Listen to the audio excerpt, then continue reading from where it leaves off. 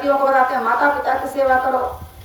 पढ़ने जाते हैं माता पिता का अगर आशीर्वाद पैर छू करके नमस्ते करके जाओगे तो उनका आशीर्वाद हमेशा हमेशा काम देता है।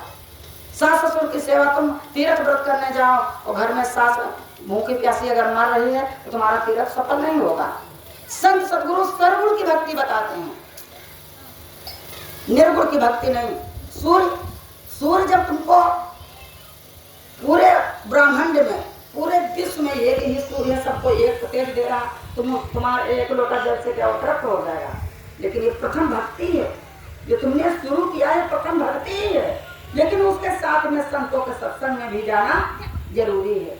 बिना सत्संग के अगर तुमने सूर्य को तुलसा को अगर पानी दिया तुम्हारी मिथ्या नहीं जाएगी। लेकिन राम की भक्ति अगर करना है तो जान के, कृष्ण की अगर भक्ति करनी है तो जान के। संत सदगुरु जब आते हैं तो 3 प्रकार की माया से छुड़ाते हैं। कृष्ण भगवान जब थे तब काम कर रहे थे, राम थे तब कर रहे थे। आज काम हमसे तुमसे होगा।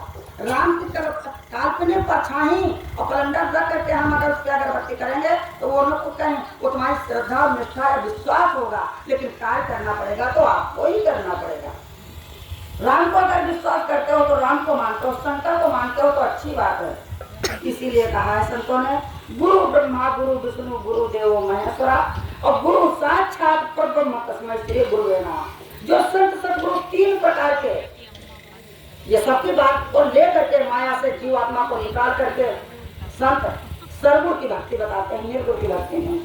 ये निर्गुण की ही भक्ति है जो सूर्य को पानी, तुलसा को पानी, मंदिर जाना, मस्जिद आना, गंगा जमना, स्नान करना। गंगा तीर्थ को जाओ, तीर्थ इसीलिए बनाए गए। लेकिन तीर्थ पर जाने से काम ये करो कि वहां से जाकर और हमेशा अपने अंदर भाव रखो कि अगर कोई संत मिल जाता तो मेरा जीवन का कल्याण हो जाता। क्योंकि संत भी शंकर भी है, विष्णु भी है, आप ही हैं। जहां पर लड़ाई झगड़ा होता है, क्रोध आ जाता है, निपटारा करने वाला होता है, जो दया करता है उसका नाम विष्णु है। जगत के पालन का हार नाम है विष्णु। और संहार करता है उसका नाम है शंकर। और जो सृष्टि की रचना करता है उसका नाम है ब्रह्मा। तो लगभग हमने तुमने सभी लोगों ने रचना की है, हमें तुम ब्रह्मा विष्णु महेश हैं। सत्य को जानना पड़ेगा कि सत्य है क्या। जब सृष्टि की रचना की, पति पत्नी से संभोग किया, सृष्टि की रचना की, तब मेरा ब्रह्म था। ब्रह्मा का स्थान इंद्रिय द्वार है, समझने की कोशिश कीजिएगा, तब ब्रह्म थे। लेकिन जब हमने अपने परिवार को पालना शुरू किया, बीवी बच्चों में माता पिता ने परिवार पालना शुरू किया, तो हम विष्णु पालक बने, पालनहार बने ना। लेकिन जब संहार करता, अगर कोई दुष्टता कर रहा, लड़ाई झगड़ा कर रहा, समझौता कर रहा, वहां पर क्रोध आता है निर्गुण की। क्योंकि ब्रह्मा विष्णु महेश में शंकर को संत की उपाधि दी गई, क्योंकि उन्होंने निर्गुण निराकार की भक्ति की, ध्यान साधना किया, मन की गति में चले। जहां चाहे वो प्रकट हो सकते हैं, विष्णु जहां चाहे वो प्रकट कर सकते हैं मन की गति को। लेकिन नहीं, मन को ही मानना है। संत बता रहे हैं मन को ही मानना है। समझने की कोशिश आप लोग कीजिएगा कि हमारी भक्ति है क्या। अभी हमारा तुम्हारा भजन करते हैं, जान नहीं रहे हैं, तो हमारा मन दुश्मन बना बैठा है। लेकिन जब हम इसको समझ जाएंगे तो मेरा मन दोस्त कभी ना कभी बन सकता है। ऐसा दोस्त बनेगा, ये भजन में भी लाभदायक होगा। और हमारे कोई प्रकट रूप में हमारे आसपास में परिवार में अगर हमारा रूप ले लेगा तो हमारे साथ, तो मन को समझने की कोशिश कीजिएगा, मन है क्या हमारा। निर्गुण निराकार की भक्ति, ध्यान साधना जब निर्गुण निराकार की भक्ति बताई। शब्द को सुनो, वही शब्द का संदेश संत सदगुरु लेकर के आए हैं। ये शब्द तो बोला जा रहा है, इन शब्दों का पालन करके अगर ध्यान साधना करोगे, संतों के बताए हुए वचनों को चलोगे तो ध्यान साधना परफेक्ट होगी। और अगर बिना जान करके भक्ति करोगे, जब अंदर में ध्यान साधना करोगे तो खंडों ब्राह्मणों से जब जीवात्मा सूरत निकलती जाती है तो ये सब अपने रास्ते से जाती है। 12 मुकाब अंधकार मचाता है। विनतियों में हमारे भक्तों दरबार में लिखा, झरना झरे 9 दिस द्वारे और कहीं में आऊं सहे तुम्हारे। 9 दरवाजों से झरना बह रहा है, गंदगी बह रही, और उसी से शरीर बना है, तो इसका मतलब शरीर भी मेरा माया है। और संत सदगुरु इस शरीर से ऊपर उठने की बात बता रहे हैं। लेकिन बनेगा क्या? गोस्वामी बाबा ने कहा है कि साधन धाम मोक्ष का द्वारा, और पाए न जब कर लोग इस शरीर को हम नकार नहीं सकते हैं, इसके बिना उसका भजन नहीं होगा। लेकिन इसको जान करके ही भजन करना है। अगर उसको आपने जाना नहीं तो भजन नहीं हो सकता। इसीलिए बताया गया गुरु ब्रह्मा, क्योंकि त्रिकुटी द्वार पे शंकर जी स्थान बैठे, जहाँ पर तीसरे तिल जब गुरुदेव ने बताया, तीसरे तिल पे शिव नेत्र, तीसरा तिल भजन करने के लिए जहाँ पर बताया है उन्होंने, वहां पर गुरु के चरण है, वहां पर गुरु के चरण है। और गुरु के चरणों से इतना लगना सरल भी नहीं है। जैसे हम कह देते अभी सब लोग आप हमारे साथ चलो, तो कठिन पड़ जाएगा घर गृहस्थी छोड़ना, है ना। और हम जहाँ पर रह रहे हैं वहाँ उजड़ी दुनिया, बिन भूमि का महल बना है, बिन बारी आवाज, अब बिना बजाए हरदम बाजे कमरे में न्यारे न्यारे साथ, खबरी आवे सब जग की, मेरे कमरे में लगा टेलीफोन, खबरी आवे सब जग की। अनहद नाद के आवाज को सुनने के लिए सभी संतों ने इशारा किया है। लेकिन कब उससे ज्यादा महत्व, एक घड़ी आधी घड़ी आदि में बुनियाद, और तुलसी संगत साध की,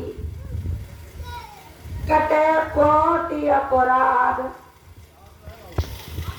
गोस्वामी बाबा जी कह रहे हैं ऐसे संत की संगति और वैसे संत का साथ किया जा, जिन्होंने मन इंद्रियों को जीत करके और अपने मन को न मान करके और अपने आत्मा की पहचान कर चुका हो, ऐसे संत की अगर संगति की जाती है तो प्रभाव बहुत जल्दी जल्दी पड़ता है।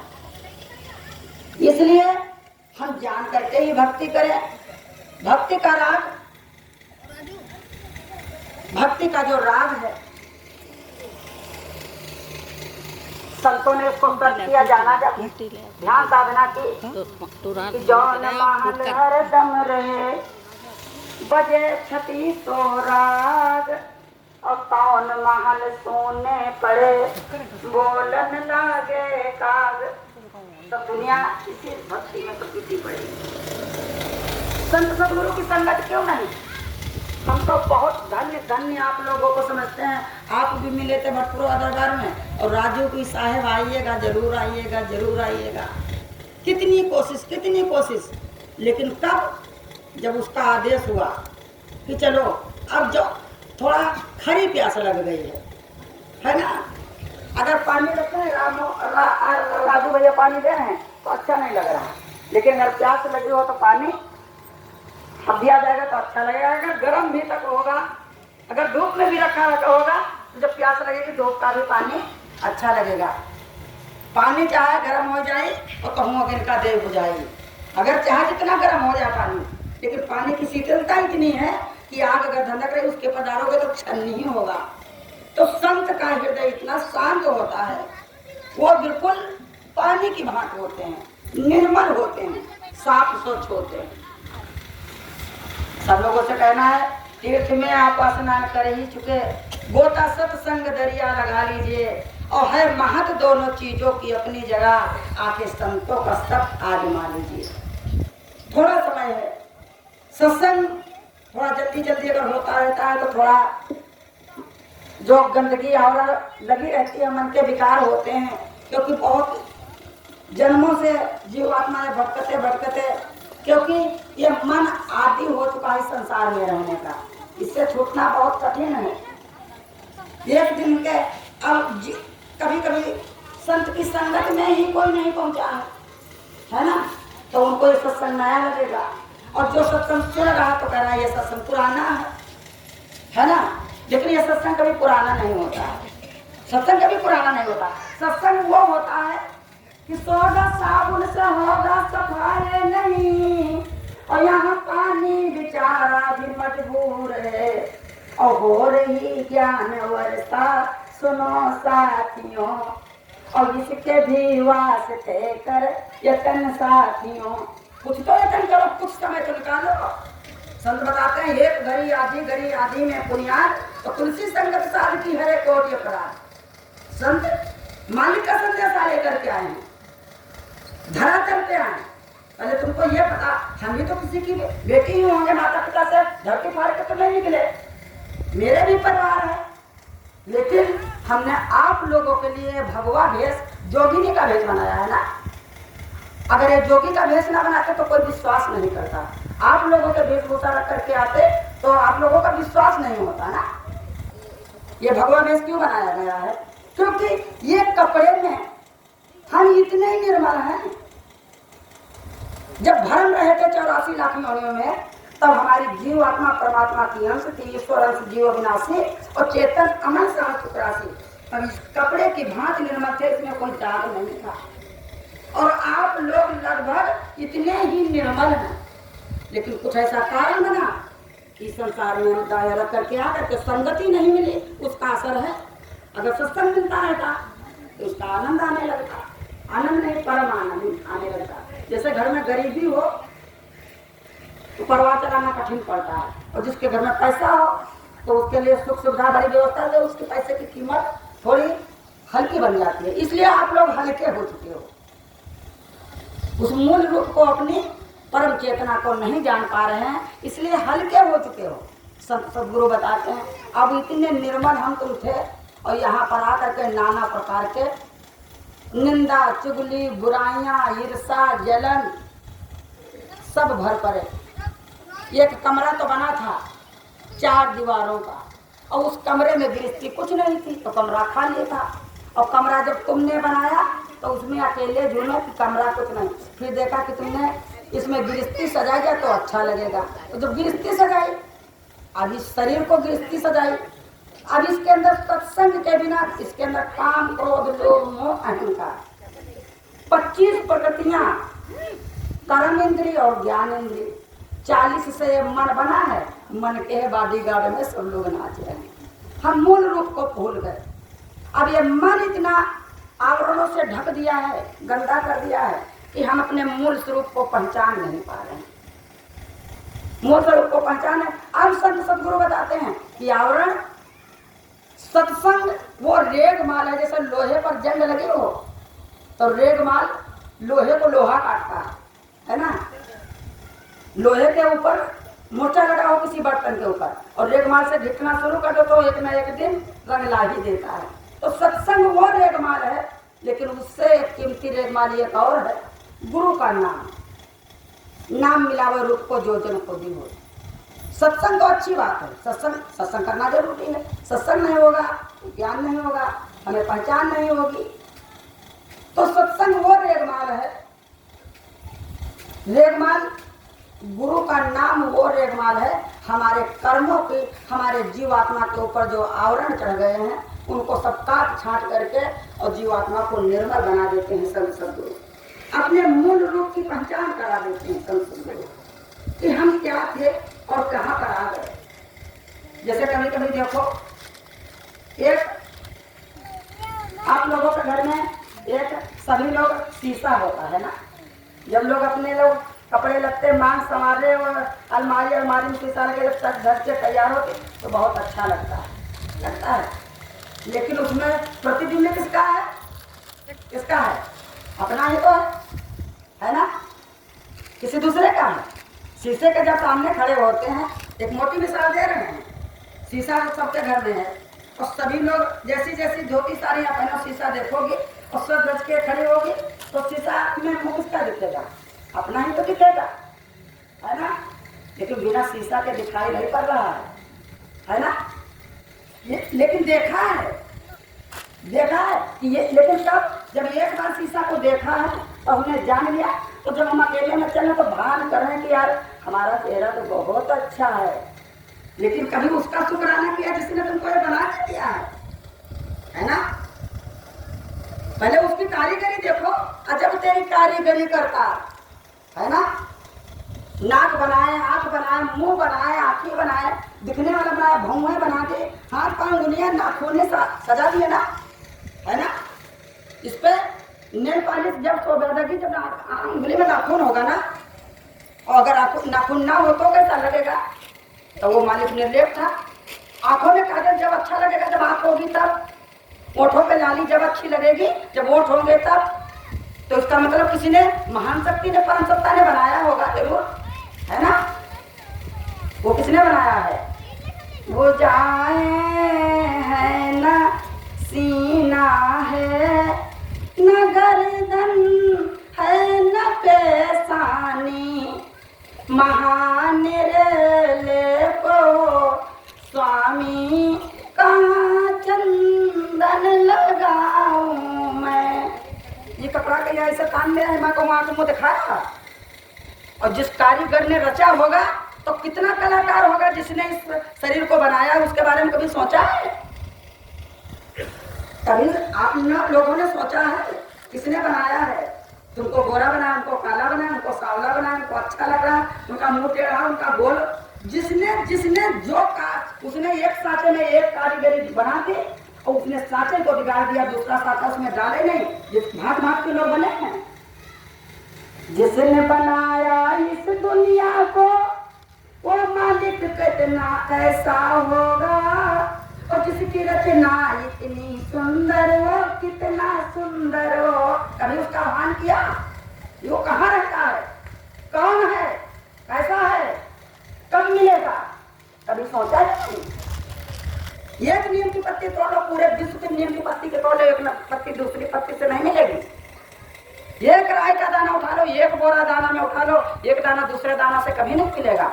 मालिक ने रचना रचाई, जो सांचा बनाया वो बिगाड़ दिया, दूसरे सांचा ढाल दिया। एक सांचे जैसा कभी बनाया है नहीं? बनाया? कुछ ना कुछ तो बिगड़ा होगा। तुम्हारा ही बच्चा तुम ही बनाते हो और तुम्हारे जैसा नहीं बन पाता है, पत्नी के जैसा नहीं बन पाता है। लेकिन आइडिया, लोग आइडिया लगाते हैं, लेकिन जो आइडिया लगा रहा है उसके बारे में कभी सोचना, कौन आइडिया लगा रहा, कभी नहीं जाना। कितना उसने अच्छा बना दिया, आँख, नाक, कान, उंगलियां, हाथ पैर सब कुछ सजा दिया।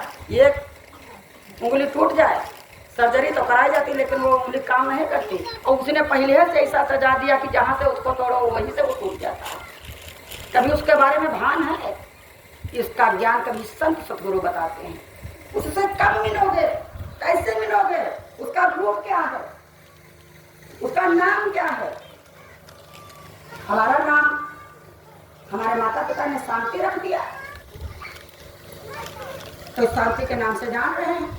लेकिन एक शांति कोई सतपुरुष की परम शक्ति होगी जो सबके अंदर, और वो शांति ही केवल खो गई है, संसार में हलचल मची है। जिस दिन उस शांति से मिल जाओगे, उस दिन उस सतपुरुष से मिल जाओगे। वो शांति सबके अंदर, आप लोगों के अंदर है, इसके पीछे भागने से नहीं होगा, वो आपके अंदर है। उसको जानने की कोशिश कीजिएगा, वो कहाँ है, क्या मिलती है। सब उसके बारे में बताते हैं, नाम का स्मरण कराते हैं, उपदेश देते हैं, कहते हैं सत्संग करो। सत्संग, सत्संग नहीं, ये सत्संग नहीं है, लेकिन इसके बिना वो मिलेगा भी नहीं। ये तो बाजार लगाई गई है ना, इसके बिना वो मिलेगा नहीं ना। और इसी बीच में वो आएगा और इसी बीच में वो बैठा है, लेकिन जानोगे कैसे, कैसे समझोगे? संत सतगुरु उसको जन्माते हैं, बताते हैं, उसको समझने की कोशिश कीजिएगा। अगर जाना ना होता तो उसकी कोई महिमा नहीं जाता ना। हमारे स्वामी जी बताते हैं, आदि न अंत संत बिन कोई। आदि में भी संत था और अंत में भी संत था, रहेगा। और आज भी ये गौरव केवल संत को ही दिया गया है। काम तो आपको लोगों को दिया गया, अपना अपना काम कर रहे हो, लेकिन आपसे हट करके मेरा काम है कि नहीं है ना। हम तो उस परमात्मा को शुक्राना ये करते हैं कि कम से कम तूने अपने लाख मुझे समझा। तो आप कितना तेरा शुक्राना करें, पल पर शुक्राना करें, जितना भी कर। हम कभी कभी करते हैं कि स्वामी जी 24 घंटा समय कम पड़ता है, थोड़ा और समय बढ़ाते तो भजन करते। कब? जब सत्य का भान हुआ तब। कम से कम उसका शुक्राना करो। धरती, झील, नदियाँ, पहाड़, पानी वो फ्री दे रहा, ऊर्जा फ्री दे रहा, खाना पीना कर्म योनि है, यहाँ कर्म करो। समझने की कोशिश कीजिएगा। कर्म कर रहे हो, अपनी खेती स्वयं कर्म कर रहे हो, तो अच्छे विचारों से, अपने आसपास के पड़ोसियों से कहीं सत्संग हो, उनके बारे में चर्चा करो, चलो साहिब सत्संग करो, बहन जी से सत्संग में चलो, वहाँ पर संत आएंगे, मालिक के घर का संदेशा लेकर के आए हैं, उनके वाणी विचार, वहाँ तुमको शांति मिलेगी, वहाँ तुमको शांति मिलेगी। अब इतनी देर से बैठे हैं, अगर कोई अगर यहाँ पर बीमार अगर बैठा होगा तो किसी को बीमारी का भान नहीं होगा, है ना। किसी के अगर दर्द होगी तो किसी का दर्द का एहसास नहीं होगा, है ना। किसी के घर में अगर चोरी भी हो रहे क्योंकि ध्यान उसका, ध्यान तो एक है, मन कहाँ लगाओ, जहाँ भाव कहाँ लगाओ। अब तुम्हारा ध्यान यहाँ लगा है तो यही सब लोग